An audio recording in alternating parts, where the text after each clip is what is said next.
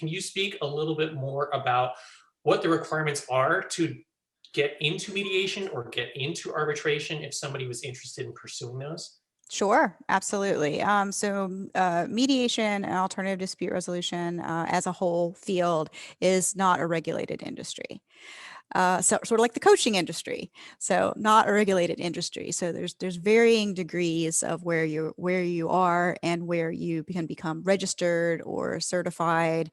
And so basically, if you're interested in mediation, I would definitely take a 40-hour basic mediation course.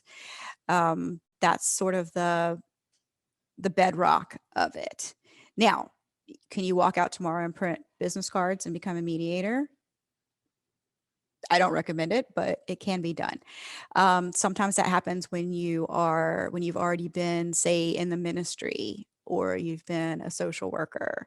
So you have the background, you have people skills. People come to you already to resolve issues and they trust you.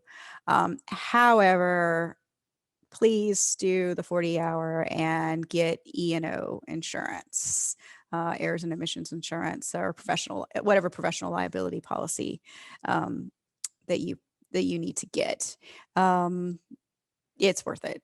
It's totally worth it. I've done well over 200 hours of training in mediation and ADR and don't regret it. The work that I've done with my peers has really led to lifelong friendships and colleagueships, and it's really worth it. Arbitration is an interesting animal, and it is usually made up, the arbitration rosters are usually made up by either retired judges, people who have practiced or are practicing law, or subject matter experts.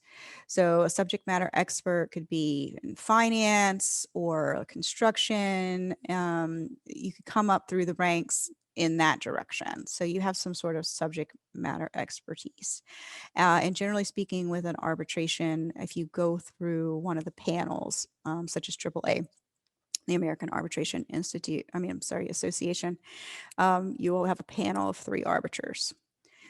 You can hire a private arbiter, and it's just like one arbitrator, one person. So I do also do arbitration work, and I can be hired as an individual arbitrator. It's just not as common to go direct to arbitration. Let's see. Yes, and that also was two different things I did in order to get admitted to the FINRA roster, the financial services industry. That is a regulated industry that requires members of FINRA to go to your stockbroker. If you work in a brokerage as an employee, you cannot sue the broker. You have to go through the FINRA arbitration process.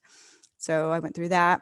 And then I'm also a member of Chartered Institute of Arbitrators, which is based in London. It's an international organization. So yes, I would invest in some training and decide which route you want to go, and just start getting a following and making a name for yourself.